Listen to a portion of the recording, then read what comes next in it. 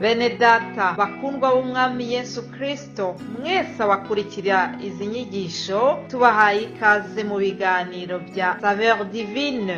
Ibi biganiro mu bitegurirwa n'abavugabutumwa bwiza batandukanye, akaba ari umuhamagaro ugendera ku ijambo ry'Imana byanditse mu gitabo cy'ubutumwa bwiza uko bwanditswe na Matayo ibice 24 umurongo wa 14. Kandi ubutumwa bwiza bw'ubwami buzigishwa mu isi yose ngo bube ubuhamya bwo guhamiriza amahanga yose, nibwo imperuka izahera ko ize. Ibi biganiro mubikurikira ku channel ya YouTube yitwa Saveur Divine. Tubifurije kugubwa neza. Imana Data ari nayo So ibaha umugisha.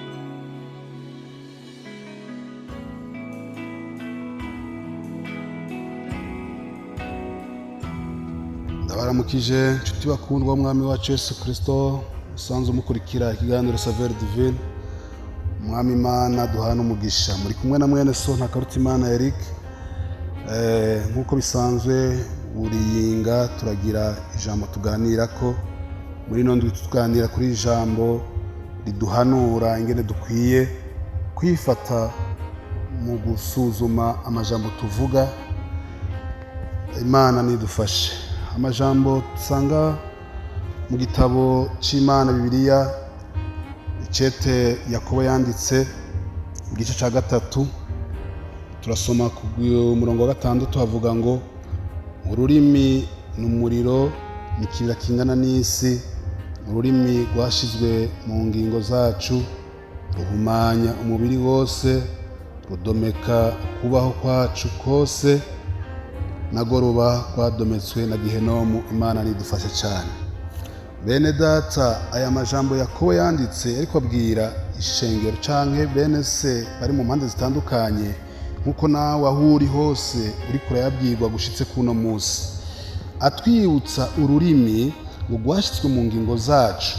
Yakobo aravuga ngo ururimi ngo n'umuriro, ngo nikira kingana ngo n'isi. Imana nidufashe cyane. Yavuze ko kingana ngo ari umuriro, ngo nikibi ngo kingana n'isi.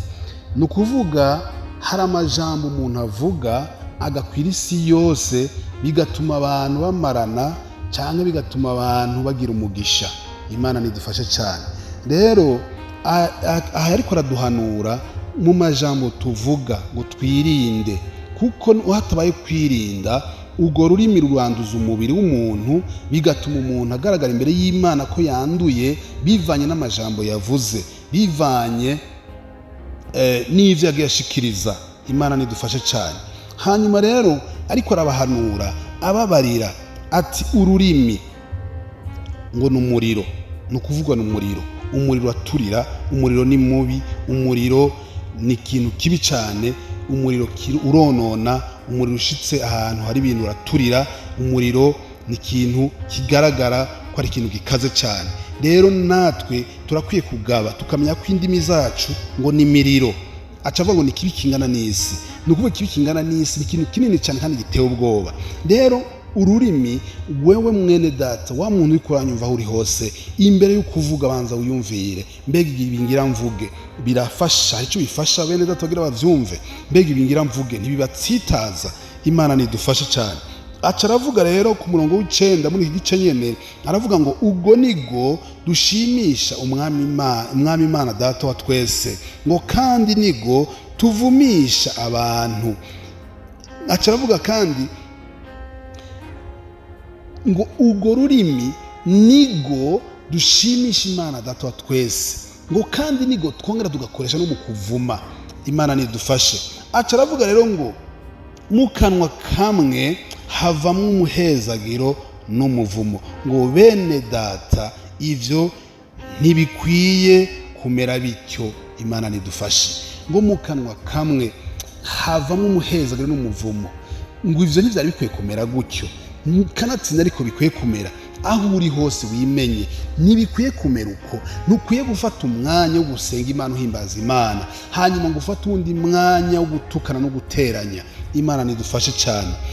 Haleluya. Aca aravuga andi majambo akomeye cyane ku murongo wa 11, ngo mbega iriba ryodudubiza amazi aryoshe n'ay'umururazi mu mbizi imwe? Icyo ni ikibazo yabajije. Mbega iriba rimwe ryodudubizamwo amazi aryoshe n'ayandi yo mu rurazi mu iriba rimwe? Mbega umuntu yakijijwe, umuntu yakiriye umwami Yesu, umuntu asenga, umuntu avuga iby'Imana, umuntu abwira ubutumwa abandi, umuntu yifuza ko Imana imugirira neza, mbega yohinduka agacika isoko y'umururazi mu kubesha no gutukana no guteranya abandi? Imana nidufashe cyane.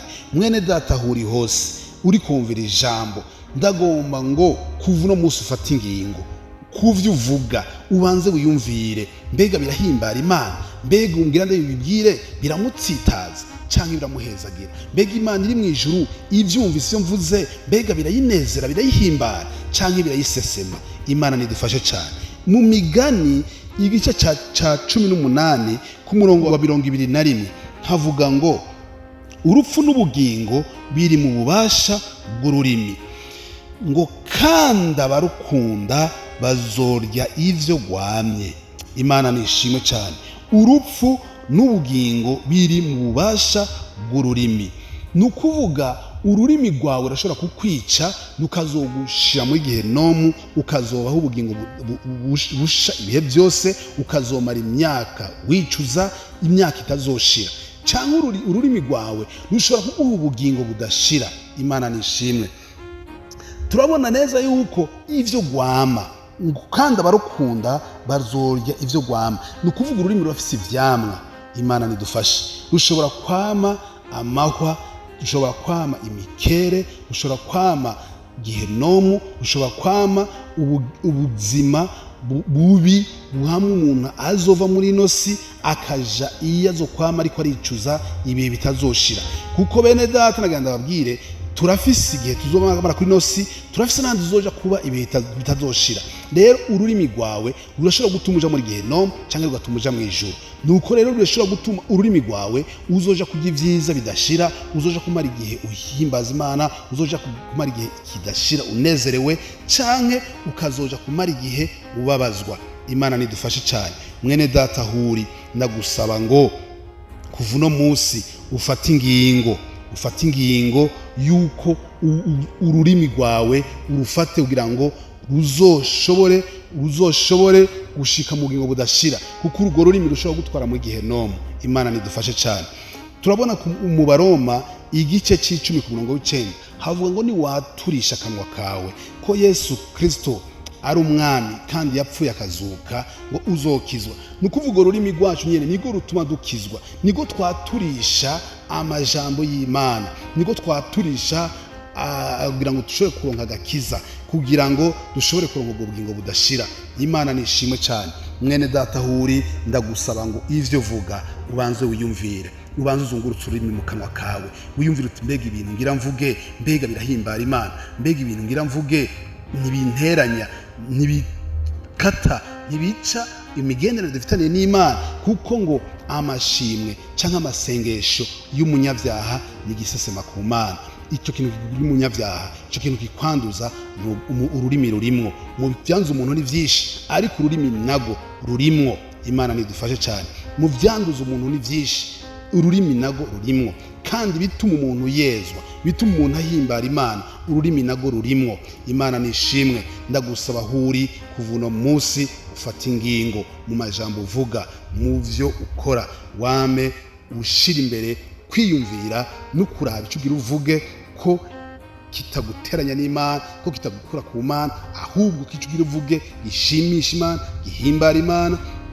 Bene data, nico twahamagariwe. Imana nibahezagire, Imana ibahe umugisha. Mwarahezagiwe. Shalom shalom.